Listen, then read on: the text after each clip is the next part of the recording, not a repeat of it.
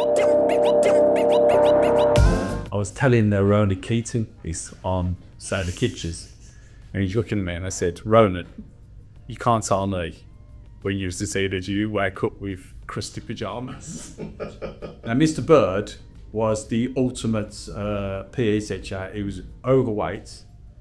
He wore a tracksuit all the time. He used to smoke constantly. You jump in. And then so that really sort of put me back. And in the meantime, my dad had just passed away as well. So my dad passed away, I think, a couple of weeks before I shut the restaurant. So I'd say possibly it's been the darkest part of my life. If you was in an office and you behaved like a chef behaves in the mid-90s and said to, "Hey you, pass me that f***ing stapler before I smash it," it doesn't work, does it? So that's changed that, and it's changed for the better. So it's more of a thinking chef's game. Welcome to B2B Birmingham, the podcast. Today, very special guest, Mr. Glynn Purnell. Thank you ever so much for giving us some time today. That's all right, looking forward to it. Apologies for the noise. It is quite noisy down here at St Andrews today, so we'll work around that. But for anyone, Makes you change from last season because it was silent. So first off, before we get into your life, everything you do, you started a residency this last match home game, didn't you? Yeah. Down here at St Andrews, nice apartment. How did that go? Really well, actually. Really good. Yeah, everyone seemed really happy. Did a little bit of theatre at the end. It was funny, actually. So I do this mint chocolate chip. So it's like a story about an argument on the beach with my brother and sister who had the coolest ice cream. Obviously, my chocolate chip would win because it's got the menthol flavour. So what we do is we serve fresh wool mousse with a mint ice cream. Then I pour like this mint solution onto dry ice, and it sort of puffs all over the table, a little bit like stars in your eyes. And one of the guys, you put like a mint solution in there so it smells of mint as well. And one of the guys put a little bit too much mint solution in there. So as I was putting it, my eyes were straining. And one guy said, it's probably the nicest dish you'd have ever eaten. One, because it was delicious, but also it cleaned my sinuses. So I just thought it was a win-win situation, you know? That's a great winter pudding. It is actually, yeah. Rubbing ice cream on your chest by Vicks. Bottom of your feet. Yeah.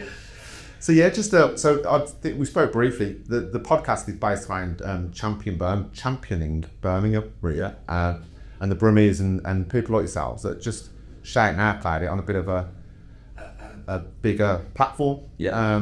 So I know that you went to Grimshaw because I know you from Grimshaw as well. But tell us a little bit about a summary of your growing up. I was brought up on Chelmsford. So first of all, when I was really little, I was like, from 0 to 2, I lived in the flats opposite the Mountford on Kingshurst. And So this loaded boy. yeah, Redwood House. Sagwa. So yeah, Redwood House, still on the 10th floor, I think they were, opposite the Mountford. And then obviously when my mum and dad had the third one, but the brother, we moved to a house on the Bend 4th Drive on Chelmsford, round the corner from a Ascent. So there, went to Bishop Wilson School, and then from then went to Grimshaw. Loved football, played football any given time. Used to walk around your mates, and 1 minute before you, the next minute's 22 aside. It touched the ball probably twice because you're the smaller ones and the older ones playing.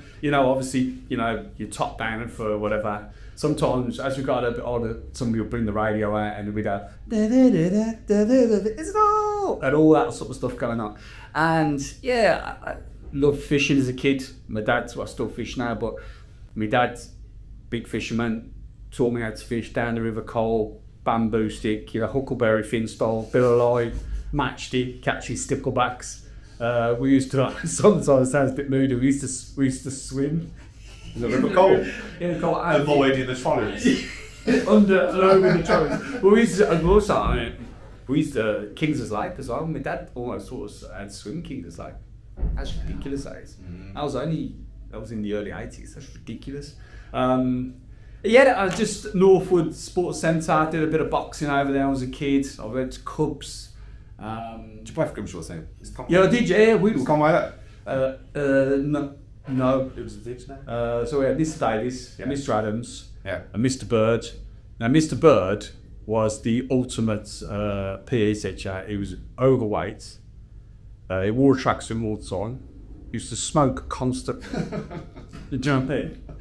And like Someone you'd look up to to. look up to aspire to. I remember I was like mustard of running at school. Football and running, I was like, you know, I played left back for school. We won loads of trophies. We played at Coventry. We played at all these different stadiums and stuff. Because Grimshaw, we were good football team, because that's all we did. I didn't have a computer. I used to boot the ball, just carry the ball around, or find one. You always find a caser, couldn't you? Yeah. Caser and a couple of pages from a porno you find. Basically, Yeah, growing up with same space. growing up, you're thinking, wow, what? Yeah. I'll just use the You're like, yeah, I'll just have to the all ball this instead. yeah. And it was just like, but I was like, I represented England in the under 16s cross country team, and I loved running. And Mr. Bird was stands. So I had the school record, which was like 4 minutes 30 something for the 1500 metres. And Mr. Bird would be standing there shouting at me, and the guy could barely walk 2 yards about blowing out his arse, smoking. But anyway, yeah. So that and that. Like Kez. Yeah. Jasper, put out. Oh, the brumming, yeah. and that was, you know, growing up, and it was like, you know, I think we spoke earlier. It was like, you know, I'm not condoning, but if you ever had an issue with something, you might get a punch in the nose or wherever, and it was done, money, and that was the sort of bringing up of what it was. We never had much money, which most of us we didn't anyway, because of that time in the 80s where it seemed like everyone was struggling. And food wasn't exactly massive and plentiful at home. So that's my love for food come from the way my mum would cook and the way it was like totally respected. So I had To get it invented, didn't they, back in the day? massively Corned beef and potatoes. Yeah, corned beef, potatoes, spam. I was talking about spam in the box actually, because one of the snacks we do We is the spam crisps. Yeah. And I remember scratching around in your pocket because I had the scap car wanted. Yeah. And my dad was in and out of work because obviously the factory one minute they're booming, next minute they're laying people off. And my dad worked in Metro Camel building trains and stuff. And we had to have the scav card, and like you learned how to stick up for yourself. And now makes a little bit of a rumble with the scav card because you used to queue separate. That's so. Remember this Jupiter scar? It was like you get this little piece of paper, do you? And you go up and you'd have extra mat. You could have extra mat on this card. People come up to you near the day, your scav card, pen, and all that sort of stuff. And then you don't need the second or first year. Because by the time you got a third year, you really care anyway. Because I was sometimes getting fair or bothered. Yeah. Well, and then you go back outside, and then you'd have a football match, and then you'd be talking about scav card. You end up giving somebody a slap because somebody's taking a mick out of your scav card. But I used to save, it was 11 pence it was for a spam and fritter. So sometimes I used to scratch around at home. You get 11 per, put it in there, have my scav card, and then have an extra spam for a set. So that was like charms. What kind of system? It was haute cuisine, isn't it? The spam for a set. Not only is it hot and whatever, you also get this gush of grease, which just goes straight over your chin. Warm your face. You warm your face. Exactly. And like, so for me, so then that was the love for food was like, and also you can never be late for dinner. You will never be late for dinner. And as you boys know, when the lights come on, it's time to come in. Your mum would stand at the end of the garden, she'd shout your name. If you couldn't hear, somebody would hear you and go, "Oh, pal, your mum's calling you. Are you going for dinner?" So my love for food was that the hub, it was like the hub. You know, when my dad come back from work and we all come back from school and stuff, we'd wait for my dad to come home and we'd all have dinner together, all 6 of us. And that was the sort of like the regalia of having dinner and, like you say, being creative with food. And that's what my love from food come from, that environment really. Yeah. Yeah, 'cause I saw in one of the interviews that you mentioned pig trotters. Yeah, Pig trotters. Yeah, our granddad used to boil the pig trotters. I'd never heard anyone else speak about it until I saw it in your interview. Yeah. So we go to the market, at the Birmingham market, and I've got this big head bag all for Christmas. Right, you know the one you can zip the side off and it's like Retro. Yeah, prop bag was, and there's like a grey, had like a purple sort of bag zip off. And when you got sort of called towards sort of 4th and 5th year, you'd take limited equipment unless it was PE. So you'd have your little head bag, a ruler just fitting in there with like 2 pens and whatever. You were walking in like that with the small bit of your tie, because you didn't want to be all tucked in because there was suits. And my mum and dad bought me this head bag for Christmas, and I was like buzzing like, But he was massive, his boat was, and I realised what it was for. Every other weekend, I used to have to go to the Birmingham market with my mum on the 55 bus to go and get the meat. So we'd go. Perfect size. Inside, we'd go and like we'd be. And she always goes to the same bloke. And I did some filming, probably about 10 years ago. I did some filming down there, and I still recognised the guy that used to serve our later. Do you know what I mean? He just looked slightly weathered. Like we were talking about them Stoke fans, he was a bit weathered. Yeah. But and he used to go to our mum because they characters down there. But you know my mum come in every 2 weeks. You know that she's got a couple of quid in her purse, and he used to look after us. So he'd turn around and say, "Oh, yeah," and you open your bag up and he throw you like a little bag of pig trotters. Yeah. So we'd have to normally eat whatever, chicken thighs and all that sort of stuff. Rabbit was one we used to have. I didn't realise we were eating rabbit till probably two of my early teens. We used to have this rabbit stew, and we used to also have chicken, but the rabbit was half the price of chicken.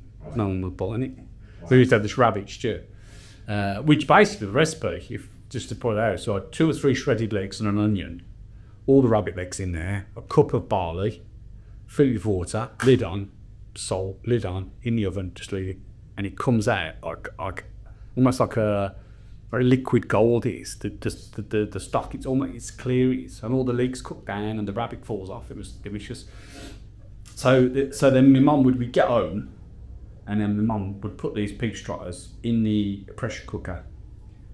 Big fistful of salt, crack it on, and it'd be like just steaming away for hours. And by the time you've had your dinner, it's time to get ready. So you go have a wash, put your pajamas on, come back downstairs. Blind date starts. Yep. And then my mum brings out a small saucer with like a pig's foot boiled, with a little bit of hair in between the toe.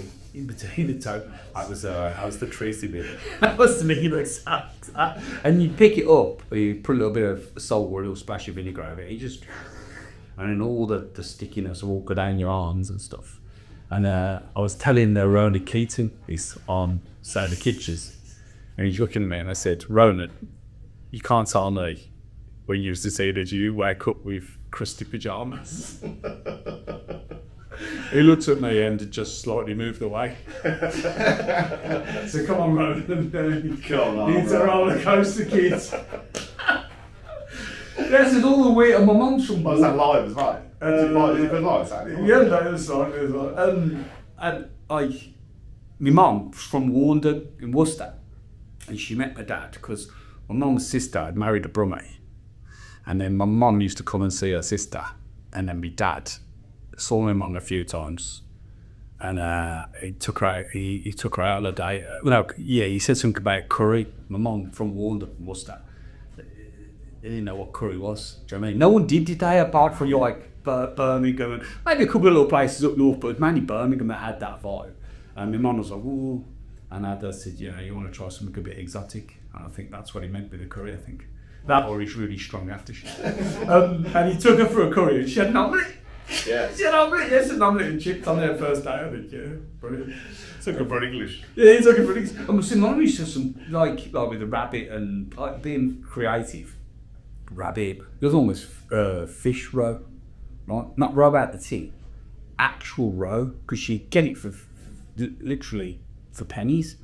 So the fish roe, and it's like if you ever seen fresh fish roe, it's really not that appealing to look at, and it's not really is it?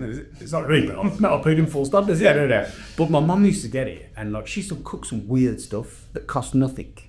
But everyone used to come around and ask him, what are you having for dinner, man? And there's like strange stuff in the sink, like fish roast soaking, and she used to fry it, and like salt, pepper, fry it, a little bit of vinegar. And we used to have it with mashed potato or chips and peas, whatever. And it was like, what is that? I mean, you used to smell of it for about 3 days. We never recently meet quite good at fighting as well because you smell like semen, yeah? She left your coat in your kitchen by accident. You go down. Right, I took man scrapping over everything. Someone's taking a piss out of your trainers. You have a scrap there. Next piece. Cure bullets. You got someone giving you some shit about smelling like fish, right? You give them a smack and all. You keep fucking hell. First break. Yeah. And you got the scav card, yeah. Scav cards to come. And it was like, but the bit that, so my dad, was obsessed with cooking as well. So my dad used to cook on the weekends. On the Saturday, my dad used to cook. And he used to watch. We used to watch Food and Drink, Keith Floyd, Madame Jaffrey, Ken Hunt, and these were like, these were cooking stuff that normal just average Joe weren't really cooking, were they? Because he was like a very staple meat and 2 veg kind of people. This is in the 80s, yeah. And my dad used to start writing the recipes down because obviously you couldn't go online because there was no internet. Imagine that, no internet. So my dad used to scratch it on the top of the newspaper, and then he'd copy like Madame Jaffrey's sort of. He bought a spice rack, which a lot of people have still got now. They've bought in the 80s that have never opened the spice. He actually used that spice. He actually did, I'm sure it's the one and opened him along the lot. definitely. Original 5 spice. But it was the previous time was decoration. And my dad, and then my mates would come around and go, "Whoa, what are you having for your tea, dog?" And I said, "Rubbing curry. That make curry, is it? I don't smell my mum's curry." Now, most curry I had them days was home pride in the thing you did, pineapple, sultanas, and it just tasted a bit awful. Do you know what I mean? But my dad was cooking it with tinned tomatoes, he was getting the spices, he was like, chopping all the onions down, loads of garlic and all that. Also, I hate sultanas, I'm curious. I don't think actually, I think he might be a bit more chocolate, but maybe a bowl of ice cream each and it's a buddy, isn't it? So, but it was just that sort of like culture of my dad wanted to cook, my mum cooking the staple stuff in the week, and then my dad would go off piste, and he was a little bit more creative. We had a wok with it, a big wok, and it was not like the trendy ones now. They've got a flat bottom on it. It was a wok, like the one that and one if you cooked it and you left it, you just got rusty. Yeah. So mate, You taste what you had the last minute on this minute. I think so, and that tinge of rust as well. That's coming to haunt you in your 40s, isn't it? That is. I'm a tailbone market. So I got made a visiting professor at the UCB, and I got all the gown and all that sort of stuff. I was like, this is great, do you know what I mean? And went and did it, and it was like a real champagne everywhere and all that sort of stuff. Afterwards, the dean of the university come up to me dad, and I told this story about my dad cooking with a wok and more else to it. And like the funny thing with a little electric cooker, when you put the wok on the electric cooker, it just rolled off. So you couldn't leave, you had to stand all the way. Isn't far too big for the you were brain bottom, she'd do it. Angle. Bean sprays all on the floor of that. Dogs like that, using the wok again. The dog's full whack on it, like, and I was pissing the dog off, picking it back up. And so I told the dean of the university about my dad, and he's come up to my dad, and we're really posh and stuff. And mum and dad all got the best clothes on and that, like. And he said to me, he said, "Oh, Mr. Purnell, do you still have your wok?" The Glynn was telling me about. He said, "Yeah." He said, "Do you use it?" "Yeah." So I only use it to iron my shirts now. Just rubbed his belly. I was like, God. He did find it really useful, but yeah. Say that. You find it really amusing. Did you,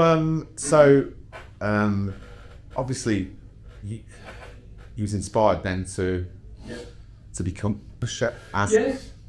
How's it all gone? How did it all start? How did you become such a... So obviously you sit down with the careers officer and they look at it and they go, "Oh no, okay. So you're not really academic. Can't play an instruments. And you play up all the time. You never shut up. Right, what do you want to do?" "Oh wow. I think I want to be a policeman." There first. And then I realised maybe being a policeman I challenged would growing up with for the magazine. The banged up by some mates. Got the jump for said about a solicitor, and they said the bloke after he got scuba diver. Really? Yeah. Yeah. The landlocked Birmingham. He said this guy, get yourself out. So he said to me, "What do you want to do?" And I was like, I don't, And I thought, then I'll do work experience. And I caught the wrong bus on more work experience. So my mum gave me the money to So the guy called Graham used to come into my mum's shop because my mum used to work at Dillon's on Waterloo Avenue, where she used to do the newspapers and stuff. And so I decided I was going to be a chef. So I needed work experience. I thought, I'll be a chef, let's try that. Whatever. No qualifications necessary for, I was a DC survey. So work experience. This guy used to go to the shop every day and used to say to him, talk to him about, Mum said, can you get me some work experience, Graham? Yeah, he was working at NEC. So he said, yeah. So sorted all through the school and all that sort of stuff, got my work experience. Mum's written down on a piece of paper, you need to catch the 966 from the town centre, go there, speak to this person, they'll always work. But I've gone there, got too early at the shop, charity shops. They call it the interchange now, just call it the back of the shop, sorry. So I stood there, and then the 73 bus come, I had NEC, I thought, wow, jump on this one, I'll get there early or not. Good impression, that. Yeah. So I jumped on it, went all the way around the Reiki, with the 966 went straight there and straight back, so all around the Reiki. And then I got to the NEC and I was like, the guy, I said, well, he said, you need to get off now, mate. At the end of the stop, you need to get off. I was like, well, where's the NEC? You would go through there or there, saw this big brown building, and I thought, well, that looks like somewhere Alan John would play. Do you know what I mean? It's like flamboyant. Well, I'll go there. So we've gone in, and this guy with a big hat on, long coat, opened the door for me. I was like, this doesn't look like the NEC. But in a massive chandelier, I recognised this dip. So I looked at this big chandelier, I thought, this is posh, this is polished marble floors. So I said, I'm looking for personnel apartments. That's what it's called there. So go down there, turn around, anyway, walk around, going there. Got to the office. There was no Glynn Purnell on the list. I said, no. Graham goes to mum's shop. He saw a work experience there. No, there's no Graham here. I rang around every kitchen. There's no Graham works there. I said, no. But I sort of had a feeling inside that this is better than the NEC. And I was actually at the Metropole Hotel. Let's go for us, we can say, yeah. And I was like, I said to him, I said, please don't send me back to school. I said, can you not do work experience? And the woman was called Tina Morris, and I spoke to her recently actually on through social media, and she gave me a chance. She just sort of liked me for he's cheeky, he's got a bit of fame, and she phoned school, sorted it out. So then from then I worked. So you never went to the SE, you just got back through that. Through that, yeah. I just pushed. I was like, please don't send me back. I just sort of had a good feeling, and the woman, Tina, was lovely. She was like, okay, just sit down there, or they went and got me a cup of tea and stuff like that. Do you know what I mean? It was like, and like, she gave me the opportunity, and that's why anybody ever knocks on my door for an opportunity, I do it to them because I got my opportunity. And I've had lots of opportunities in the process of from where I am now all the way up, and I think it's paid back now. Yeah. So eventually I was working Fridays and Saturdays and all that sort of stuff, and halfway through football matches, on the court, on the grass like and that, and they all go, where are you off to, Purnell? Hey, cooking, you're like a fucking dinner lady for all that sort of stuff. Because being a chef in 1988, it wasn't the most masculine job. It was cool, wasn't it? Yeah, it was like, just cool. It was cool. Yeah, you get tabard on and all that sort of stuff. Go and get your apron on, like sort of stuff. And I was like, but then you know how to step the banter in again. Well, you know sort of banter then, didn't you? You wasn't getting too upset because you sort of and to be honest with you, a couple of them have come to the restaurant. A couple of lads who used to come out with a bit older than me. I've come to the restaurant or to my pub or whatever and said, look, I used to always take the piss out of you cooking. I said, but now I tried it. He says to me, now I try this big art lad does. Now I cook at home myself and I love going to restaurants. So they sort of appreciate it now. Yeah. But then from then on, I just sort of like, I just dedicated everything to cooking. I used to play football on Sundays and stuff. I used to play in Saturday League as well, so I gave up the Saturday League so that I could cook. And then I was fishing a lot later night, so I sort of get up Sunday football for a little bit and then I went back to it. But I got to a stage where I was winning sort of cookery competitions and stuff. And then I sort of thought I needed to better myself, and I wanted to always better myself. So I wrote a letter to Gary Ropes and employed. And I did 2 weeks down there. But London, because I was only 18, and I just didn't like the mentality of the people, because it's so busy. And like, you know, when you go into the centre of Birmingham, you feel, because it's home, isn't it? So you feel like you're at home, don't you? So you know, so I remember coming out of Euston station, holding the door open for somebody. I must have been there for about 5 minutes. So people just kept coming through. I'm thinking, I didn't want to let the door go. I was just No, to pack you. no, I was just too polite. I was like, and I thought, I had to just let it go and then walk off, because I was like a fucking concierge. You know what I mean? So I stayed there. I stayed, you know, like a D&D, and he was just like, food was great. He was great. You know, God rest him, he's passed now, but he was great, and the food was great, and he would just infuse me more. And then I went to work at Simpsons when it was in Kenilworth. When I worked for Simpsons, I sort of saved my money, and again I did stages. So I did a couple of weeks with Gordon Ramsay, which, to be fair, some of the best food I've ever seen, and some of the most entertaining service I've ever seen. This is one of the things I wanted to ask you. Yeah. Is it all a facade? Celebrity TV chefs, everyone's constantly getting rollops. It seems like the atmosphere you could cut with a knot. Is that the given? Is that what a kitchen is? That everyone's essentially scared witless of the head chef? Years ago it was. I mean, when I say years ago, I'm talking 15, 20 years ago. Now times have massively changed, and you know, it will go over. No, and thankfully it hasn't, because obviously, you know, I always say for lads, you know, don't get wrong, when I was a bit younger, I had a bit of an edge to me, and you know, because of the mentality, the way of you being brought up into a kitchen, you feel by, you know, running the kitchen, you know, with this sort of almost fear atmosphere is the right thing to do, because that's how you were brought up in the kitchen. You know, you think twice to get punched in the chest or kicked to the shit. Where when I was a commis chef, you know, so I'm 50 now, so that was like, and when I was like 14, 15, we were sort of like, we used to laugh it off anyway, because you used to, for half inside you were laughing because it's funny, there's this big grown man spitting at you, and I kick it, you think, yeah, it's just peas, mate. You do what I mean? Because you don't understand it, sort of it. But and then you get to the opposite, and you're like, peas. You know, fucking peas, but for me, like when I think quite a few chefs of my generation realised that isn't going to work, it's not the right environment. You know, you need to, because everyone's so passionate about what they do, especially the levels that we were cooking at.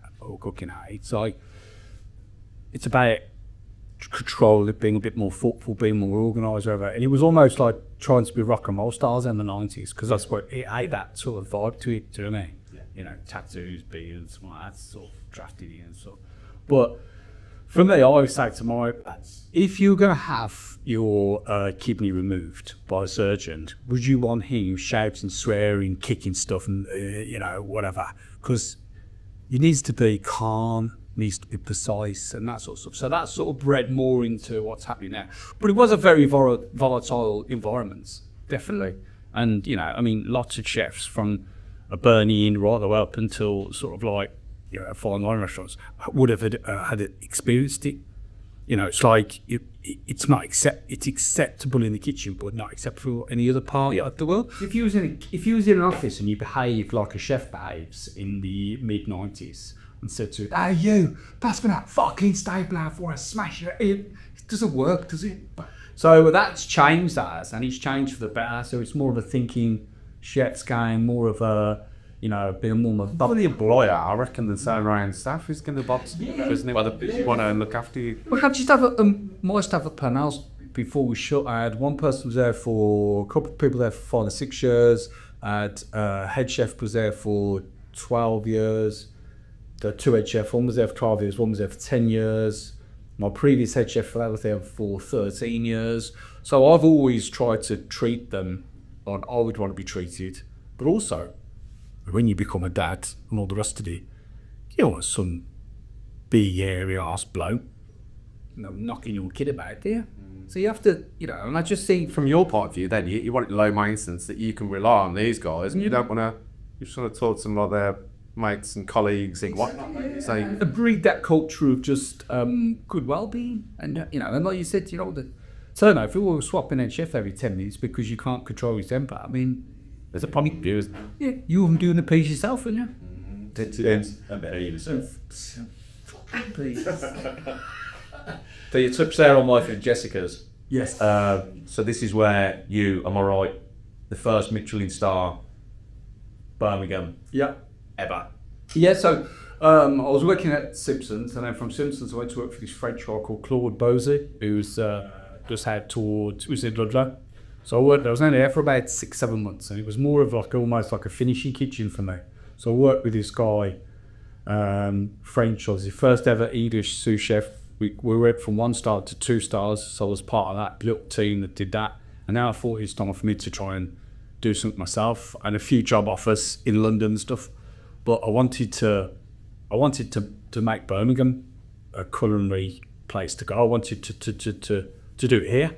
And previously Birmingham has always been knocked as like this curry desert, and it's a shithole and all that sort of stuff. And at that time, the Bullring was just being built. The new Bullring was being built, so I felt that it was the right time to do something in Birmingham. And don't get me wrong, I was right off the beaten track. I was just off the Aggie Road, and I went to see the restaurant in the daytime.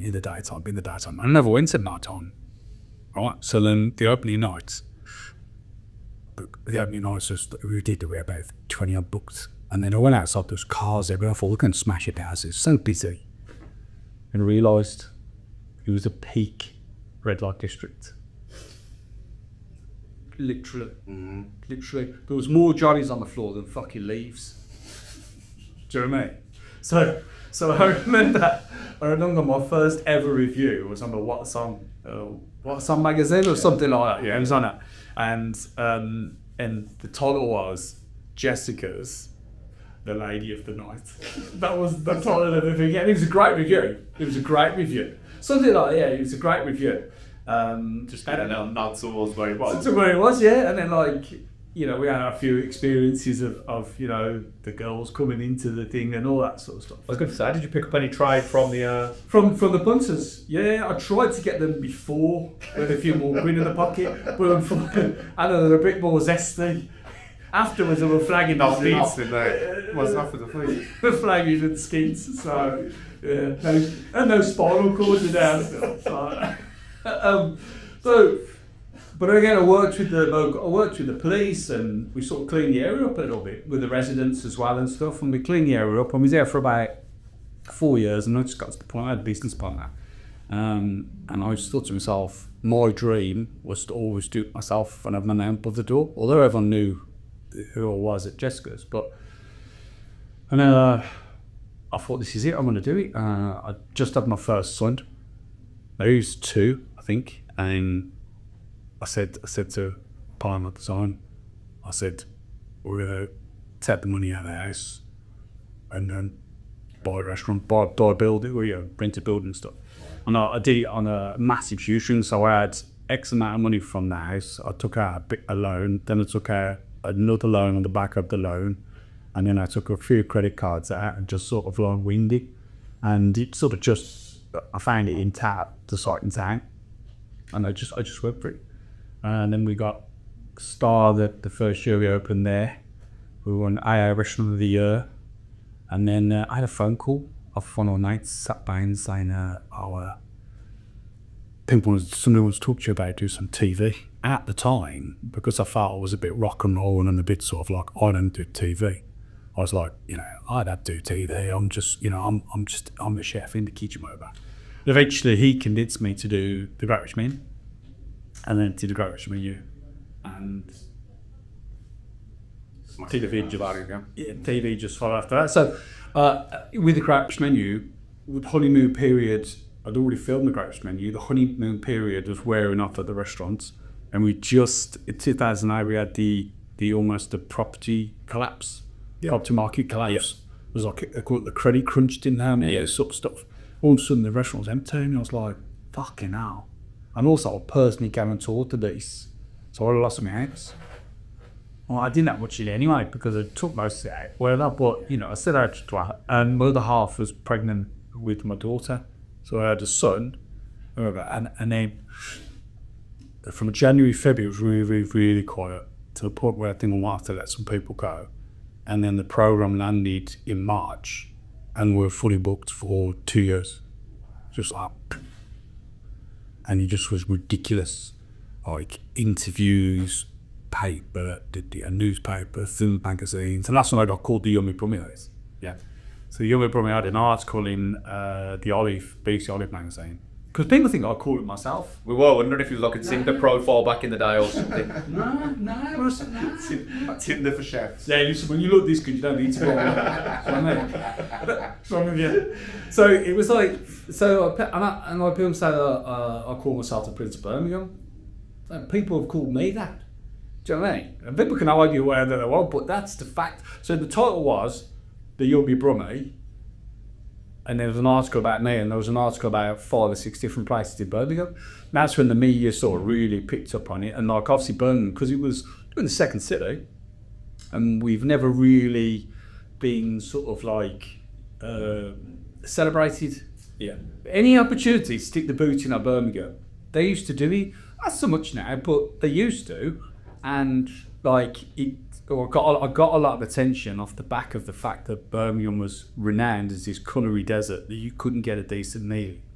All of a sudden, you know, it sort of ignited a food culture where people felt confidence to open places, and from the street food, which had obviously exploded over the years. To, you know, we've had the culture of the Baltic Triangle and that sort of stuff, but all of a sudden Birmingham was noticed as a food destination. But it wasn't just curry.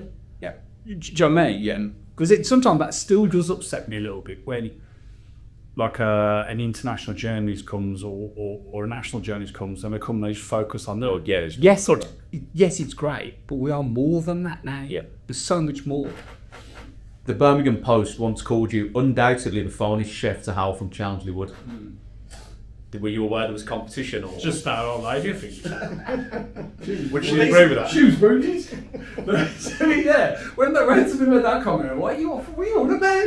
Have you ever been to Chelmsley Wood? It's not. Saying that, there was another kid, Rob Palmer. I think he's from the posher side of Chelmsley Wood. I think it's like that grey area between Marston Green and Chelmsley. Yeah, it's a grey area of.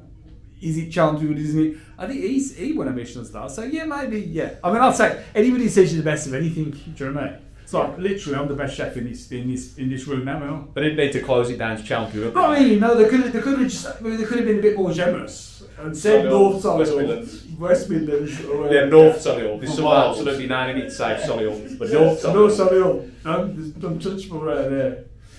We spoke to Carl Shin recently about accents and colloquialism, and yeah, you ever find that's been a bit of a stumbling block for you, or not really?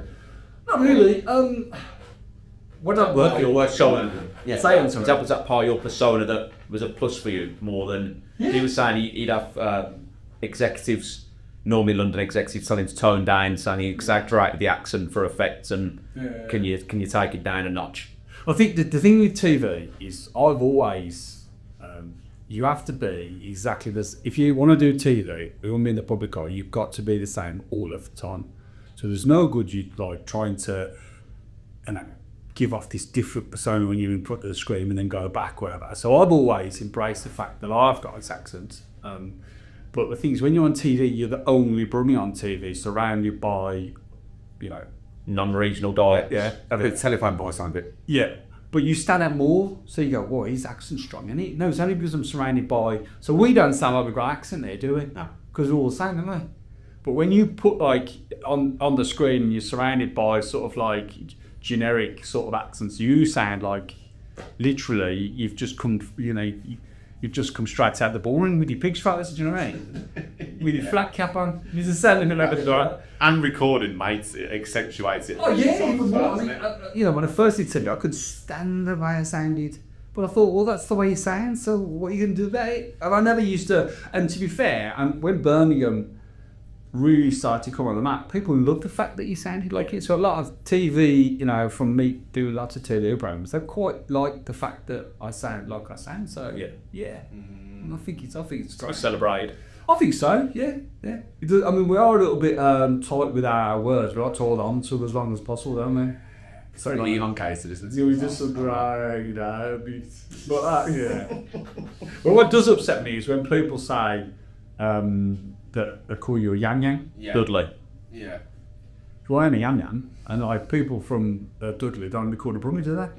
But the rest of the country think we're the same. Very lazy generalisation. It does just if like someone from Newcastle and Sunderland are a bit like that moment, like someone from the Wirral or from Liverpool. Oh, no, we're not Scousers, we're from the Wirral. I've got it's a Liverpool one. Yeah, so there's probably those little battles going all over the country. Where like yams. I mean, I love yams. But I ain't one. exactly, yeah. So I do love them. I think everyone should have one.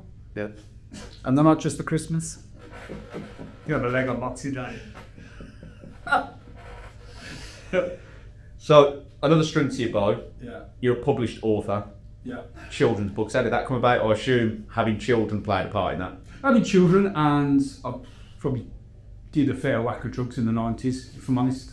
You finally got to express that in. Thought to myself, these flashbacks, I need to put them into some sort of work here. I did enjoy the 90s, I think we all did. Yeah. Yeah, so I've always, so when my kids were little, I used to watch the bedtime hour. And for me, the bedtime, especially on a Monday, because I never work till a Monday, bedtime hour, I used to like tell the boys down, get all in their pajamas, and I used to lie there and you watch all the little cartoons. Then you have the little story, and then like a famous actor or a famous actress or would read the story. Like Tom Hardy study. No, this is your sound now. Yeah, this is it. All the developments. I'd love to do it. And then my kids used to say, "Can you tell me a story?" I said, "No, it's to make up stories." And then the following night they say, "No, tell us that story again." So last night I was thinking, well, I can't remember what it was. So I used to make it up. I've always wanted to write kids' books. And then my dog, I used to have a dog called Whoops. She was a Jack Russell. And this is when I was at Jessica's. I used to take her to the restaurant every day. Right? So I used to have this big clapped out Land Rover Discovery, which I don't know how I used to pass it so I see, but it used to scrape through every time I heard me. And you used to be able to drive it into the city centre. You can't now because you get shot from some sort of always a rifle turret, like, you know what I mean? You know how to forget about the aeroplanes, but just don't drive the car for the emissions with seeing out. Yeah, done that. And so I used to take her to work with me and whatever, and she was a run to the litter, and I used to take her everywhere I went and stuff, and a little bit like Rick Stein, like a poor man's Rick Stein I was. So, you know, walking down the canals rather than in front of the sea, whatever. And the one day, my daughter, and by this time the dog got old, almost like a barrow on necks, a grey face, come walking past in the kitchen at home, and my daughter said, "Oh, Dad, his Whoop's gonna die." And I looked and I thought, I said, not for a while. And she was like, I thought this is the clock is ticking here.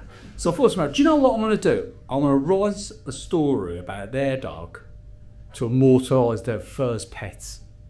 So I wrote a story about a dog that eats baked beans and curry powder, which is the first dish I ever cooked for my sister when we were kids. Baked bean and curry powder, and she eats the beans and farts to fight crime. That's the whole premise of the story. And so I wrote that. I enjoyed the process of it. Got a local illustrator who done it, Ashley. Lovely guy, very, very talented. I wanted somebody as local as possible.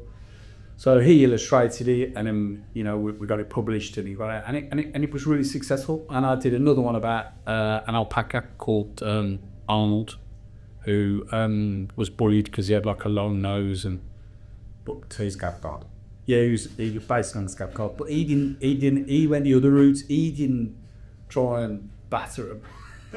He tried to go the other way. So all the sheep used to pick on him because the short-sighted farmer bought Arnold thinking he was a sheep for his wool farm. And then all the sheep picked on him because they had a long neck and buck teeth and all the rest of it. The two sheep that used to pick on him the worst, one was called Cutlets and the other one was called Shank, which actually are two cuts of meat. It's awesome. And in all at the moment. Yeah, do a little, yeah. One had an earring, you know, thinking, and a bit like me. So I wrote that book, and that was successful, and I just enjoyed the process. And I think sometimes in life we all say we're going to do something, or we all want to do something, but we're not brave enough to do it. Do you know what I mean? And if so, I was love to do that, I would. Well, then what are you waiting for? What are you waiting for? Do it. Oh, can't ask you to do for you, Anna. No, I could have said, I'd love to go scuba diving because it was the second job on my. You must speak to that and say crazy. It was the second job after policeman. Do it because life is far too short, but also far too boring not to do it. And I sort of, I had a few contacts and stuff, so but I still had to do it. I still had to physically do it. I still had to go out there and do it. So I did the books. I wrote 3. I've written 3 cookery books as well. So one probably about 2 or 3 years ago now, and that's just the whole journey of Purnell's. It's called The Journey There and Back Again. So it's like how it started, and all the staff are in there. Got some great pictures of the blue. It's almost like an autobiography, but it's sort of like with recipes in it as well. So I wrote that as well. So yeah, but the kids' book was something I really wanted to do. So, whatever. Before we go on to the blues, Yeah. can we just touch upon what we were speaking about beforehand and the sad fact that you had to close the restaurant? Yeah. The vouchers. Yeah. So Purnell's was 17. I did 17 years, and 15 great years. COVID. You had COVID, you had Brexit, we had all and bits and pieces thrown in. To have a restaurant for that long, he's at that sort of level. I didn't realise the achievement until now the dust has settled, and you sort of look and you go, that was good. That was because most restaurants' lifespans normally about 3 to 4 years. That's what it is. Yeah, not bad. And the current climate probably less. Well, there's probably not enough stupid people to open, probably. So obviously, always kept up on top of stuff, and then trade was very consistent, and then the wage bill was going up, the site was getting too big for what we were doing, demand was still there, but there's lots more competition and all that sort of stuff, and it just come to a point where I was losing money, and I thought, do you know what, I've got to make a head over heart decision. I looked at the forecast of business, I looked at what was coming up, and I thought, I'm draining now, we're putting more money in. I'd already put loads of money in, and I've lost most of that as well. So I thought to myself, I've got to make a decision. I've got to shut it. So, is it because of the fine dining you do as well, and the expense of the ingredients you've got? Yeah. You've got to have it to certain. There's seen some, again, people probably online. Oh, it's so expensive, or whatever the same. But I imagine there's a trade-off between getting the ingredients and what you can charge and stuff. And it being Quite don't want to compromise the quality. Exactly, and also you need the staff levels to keep that standard up, and I took the staff level down a little. I was, the awful thing about when you put a company into, where it goes under, was such, there's obviously bills and debts that need paying off and stuff, and then you get the liquidator in and administrator, liquidator, whatever they call it, and whatever, and then the vouchers didn't come up, and I was unaware that there was that many vouchers, honestly. Because it's not something I would go down to the office and say, oh, and the voucher is sold. And then so that really sort of put me back. And in the meantime, my dad had just passed away as well. So my dad passed away, I think, a couple of weeks before I shut the restaurant. So I'd say possibly it's been the darkest part of my life. And I'm a positive kind of guy, do you know what I mean? I never let anything get me down. So then I'm getting bombarded, and the online abuse. Yeah, online abuse, and I totally understand. I can appreciate, the people are frustrated and whatever. And then, by the time I could get myself settled to then try and realise what I could do, because in India I didn't really have to do anything really. I could have just turned around and said, well, company's gone under. I doubt that the CEO of Debenhams was getting personal abuse when they shut Debenhams. But there was people out there that genuinely understand it is what it is. Well, it's the people that are abusing you, and like we said just before we come on, that are like, you're like, you don't have vouchers, what are you messaging? Oh yes, that's what we're talking about. So the one got a message me saying, you should pay your vouchers back or something. I said, have you got a voucher? And he went, no. I said, well then fuck off then. Yeah. Do you know what I mean? Don't abuse me. So you wouldn't do it to me if you see me in the street. Do you know what I mean? 6 for 1 off the wood. You ain't going to do it, are you? So fuck off. So then what I have done in the meantime, I've got everyone to send in their voucher or their whatever. I have done different packages and deals. Some people have got a book or a bottle of champagne, which we do our own champagne. Some people have got like a smaller menu at the tapas bar. Some people have got a bigger menu. Some people have got wine to go with it. Some people. So I am trawling through it. But again, that shows what a bit of your metal really to say, all right, well, I'm going to go back to this. It doesn't sit well with me or whatever, regardless of. I mean, your restaurant's just gone down to your life. Right. Yeah, I'll never. Yeah, I haven't done it just to do you over on your vouchers. Exactly. I've lost like hundreds of thousands of pounds. If I'm genuinely honest with you, yeah, I've lost a lot of money. And people turn around and say, I'm telling you, he's a millionaire. But I'm a sole trader. I'm an independent businessman. And, you know, to get to the position where I've had to sacrifice and put loads of my time, finances through a life. And like, you know, I mean, so we're at a place now where I feel that most of the people have been satisfied with me doing that. But the thing that pisses you off, it's on BBC News, it's on this, it's on that. They're not covering the fact that I've sorted it out, have they? There's been a couple of articles and stuff, but realistically, the BBC should, especially Midlands Today, they should cover that story to say They're doing this side, you've got to be doing that. There was quite a lot of coverage, wasn't there? There was, yeah. I mean, the great thing about being successful is you're successful, you get known. But as soon as someone is successful or that's known or renowned, hits a bump. Doom mongering. As soon as a bump in the road, then everybody's there to and this, it can be a bit sad, this country, the way that sort of happens, but you've got to know how to hold it, and I always kept myself real grounded, and I can only do what I can do. Try to work myself. Yeah, and I don't, you know, well, one, it's difficult not to take things too personally, but you know what I'm saying. Yes, you're gonna get people like that. Yeah, but like you say, we said before, and people have forgot what it's like to get slapped in the mouth sometimes. They'll on the end of it. And going back to that Tony Bellew one, yeah. Well, would you say that to me in the street? No, I wouldn't. That's been said on Twitter. It's like, one of the funny being getting abused but having a bit of banter. I went Blues were Coventry away a few years ago. It's fucking so funny. So we're all queuing up for food.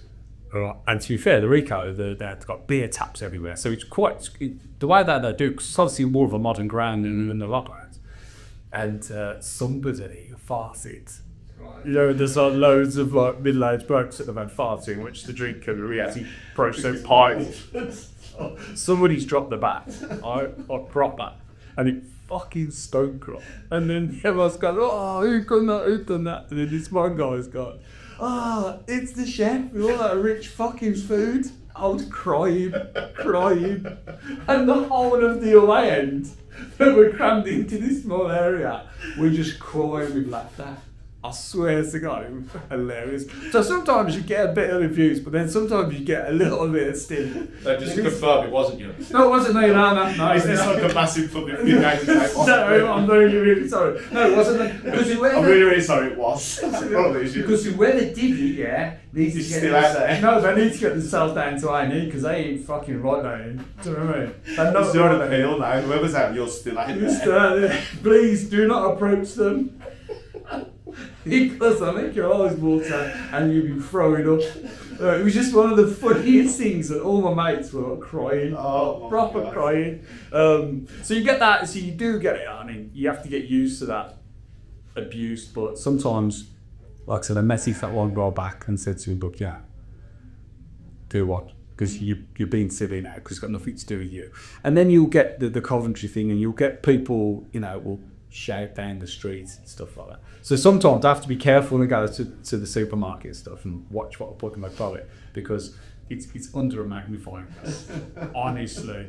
Right, so But you get that job, people, on a little prop. Oh yeah. Well, my kids used to love.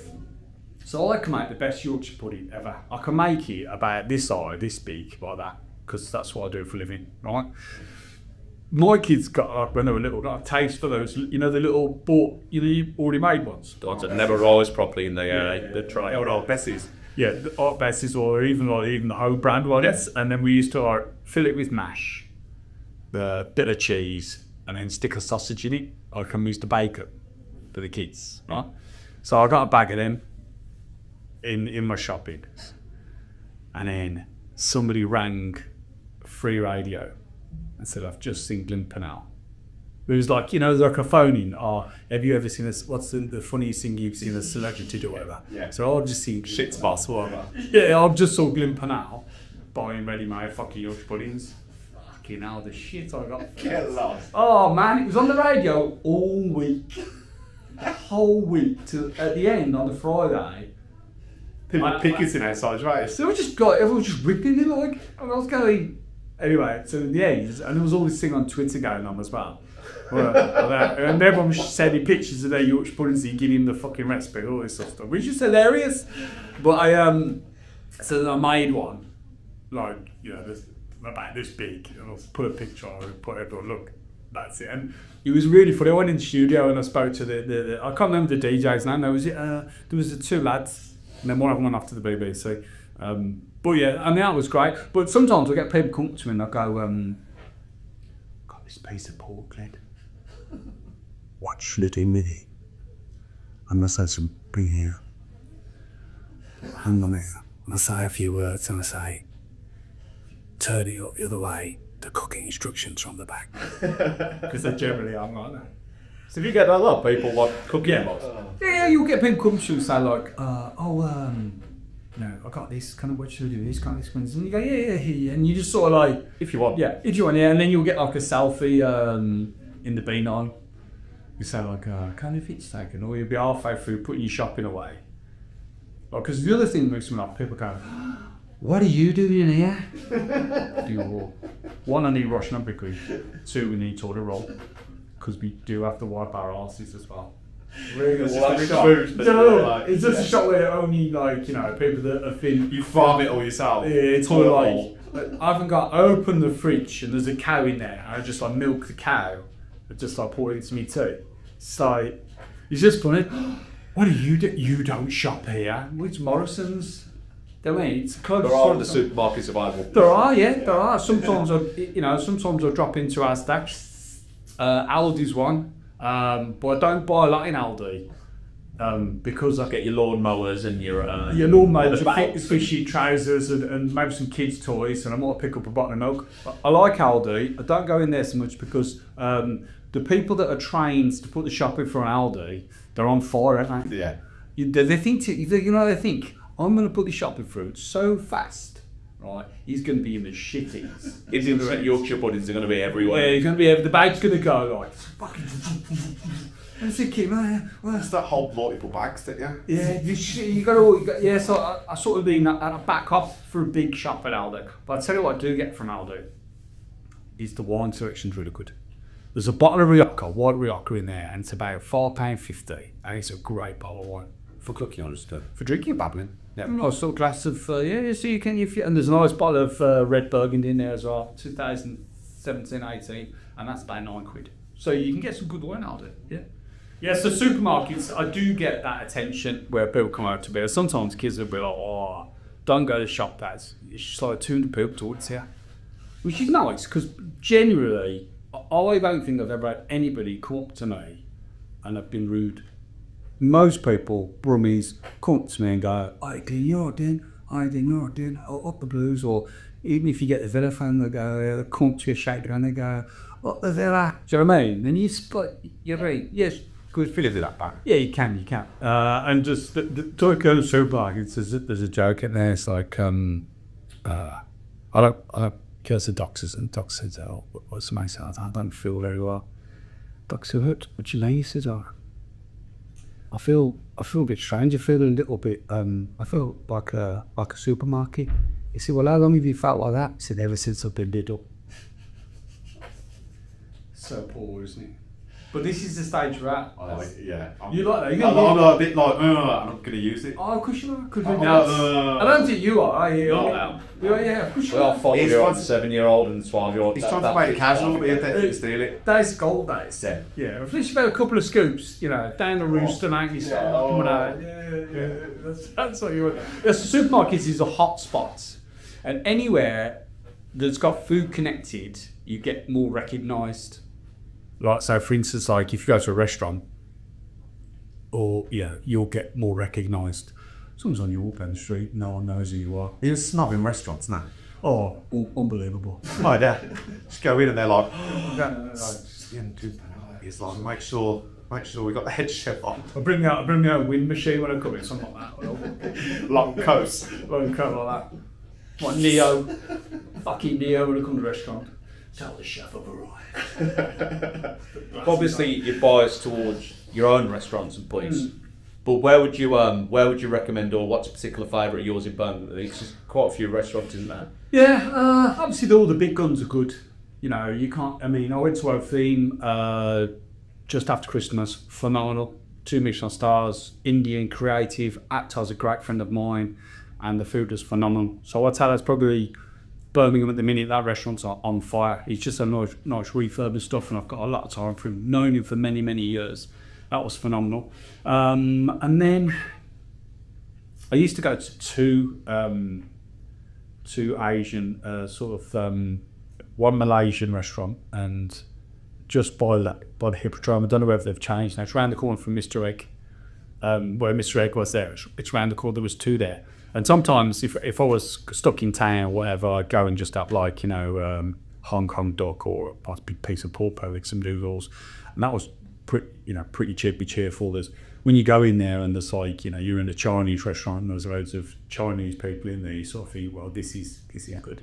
And I've got people that have worked for me that have done well. So I've got David Taylor, who's head chef for Grace and Savour, Hampton Manor. So he was with me for 10 years. So one of the guys that I trained. Craig Treadwell, who's got 670 grams. That's in Digbeth, but that's a great restaurant. Yeah, and I've known Craig since he was little. Yeah, because he's a local lad, isn't he? Yeah, so I've his uncle is one of my best friends. So there, that's great. I mean, there's so much choice now to sort of go to. There's a little past place just up Paul Street. Can never remember its name. But the half Molly, she goes there. She's a bit of a pasta fan. So there's loads of places now. Obviously, all the Michelin star restaurants you go into, God only knows, but it's obviously cost and stuff. So yeah. And the street food, Parker Social, great. And you love all that.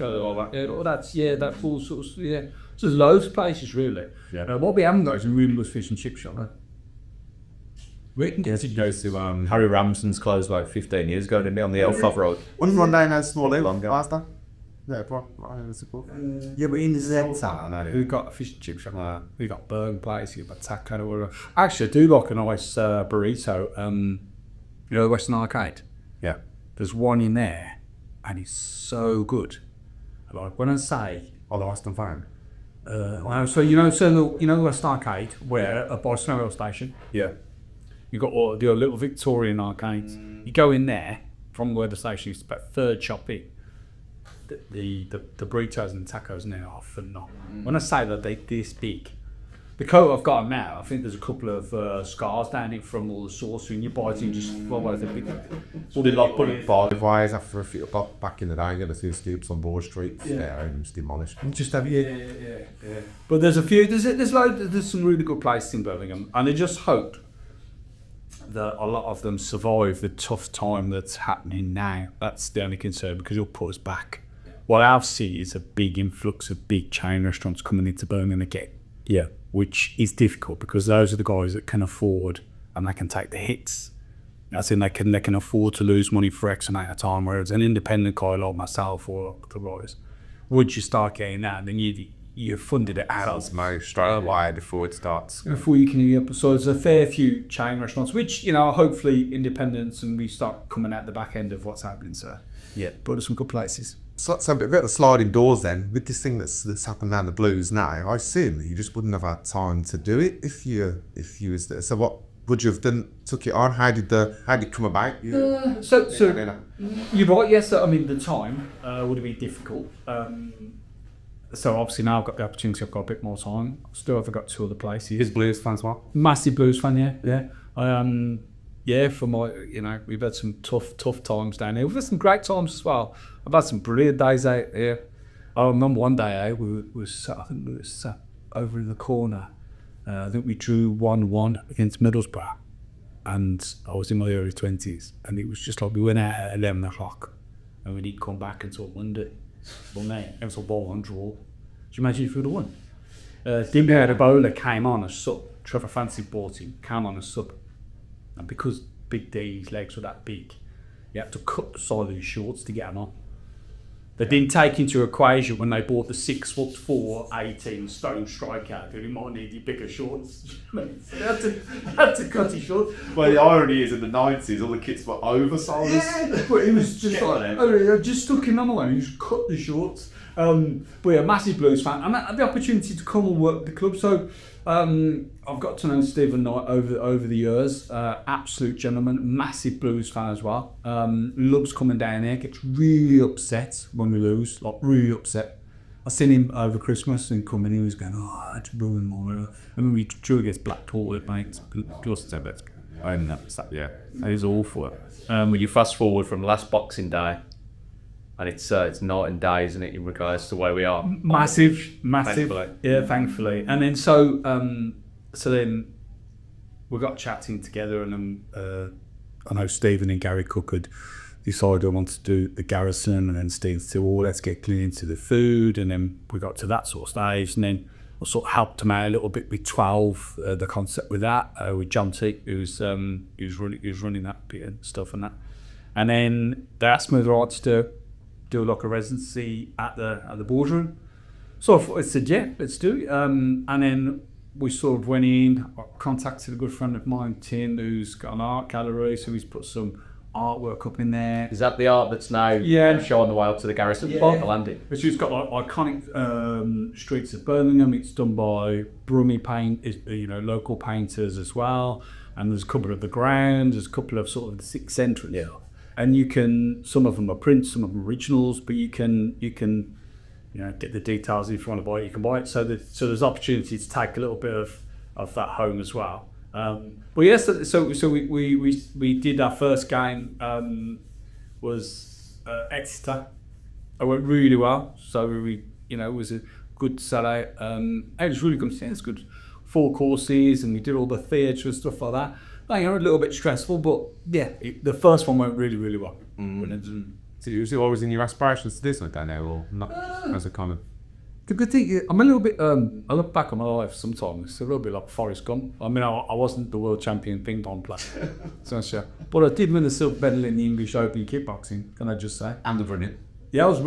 So yes, I've had a sign of the Forrest Gump kind of life. I haven't been shrimp fishing yet, but that's... Oh, I have actually been shrimp fishing, yeah. I did it on TV. Yeah, I did. I always thought, like I was saying to you before, if you want to do something and say you're going to do it and enjoy it. I was lucky enough to get the opportunity to do something with Gary and Stephen with the Garrison, which was great. And off the back of that success, just coming around and seeing the developments of the club, that opportunity to come again. I thought, you know what? Maybe the restaurant shutting was sort of, was meant to happen, which I think it probably did. It was coming to the end of, I think, of its time, and it's time to do something new. And I think this has been a massive breath of fresh air. It's been something very different to what I would normally do. I've done some stuff down the cricket before, at Edgbaston, and I just thought, I love the place, the people. I recognise some of the people who've been here for years. And then obviously new faces that are coming with new ideas and trying to redevelop the club, which you can clearly see they are. Yeah. It's great to be part of that journey. It's a bit of a dream come true, really. The only thing which I didn't realise is that I like to make a sacrifice of mine. Normally on match day, I'd have like 6 pints down the roost and then watch the game. This weekend, You had 6 pints in the kitchen. So unfortunately, I didn't get what I did. So I went to that peeling onions and I missed the fucking game. Living the dream. Sacrifice. You sort of think to yourself, was it the dream? I think the dream was in the roost having 6 pints. I can't even enjoy the success because I can't see it. It's going to not tell it. I'm in the shit. Live thing and screen. Now they do. Like in the back of the chip shop, just a little force. So I've had to make sacrifices. But you know what? I had a great. The first day was great down here against Exeter, and we've got plenty more planned to come front. So yeah, I'm buzzing. Perfect. Just finally, then, what aspirations? What's the future? I've been I've got a meeting today actually about a new site in the city centre. a slightly different concept. Obviously, I'd like to continue working with blues, which we're signed due for. A little tapas bar, that's ticking over quite nice. I'm waiting for the weather to get better, so that sort of food route all opens up and stuff on Edmund Street. The pub's doing really well, got a few events there. Yeah, fly fishing season starts on the 22nd of February, looking forward to that. Yeah. I think Enjoy what I do and embrace any new challenges and just try and be a dance down, just a good bloke. That's the way I'm like. That's my new focus 2025. Love it, Mark. And obviously promotion, obviously. Yeah, thanks, Mark. Cheers, guys. Thank you. Okay, so- Cheers. Thank you.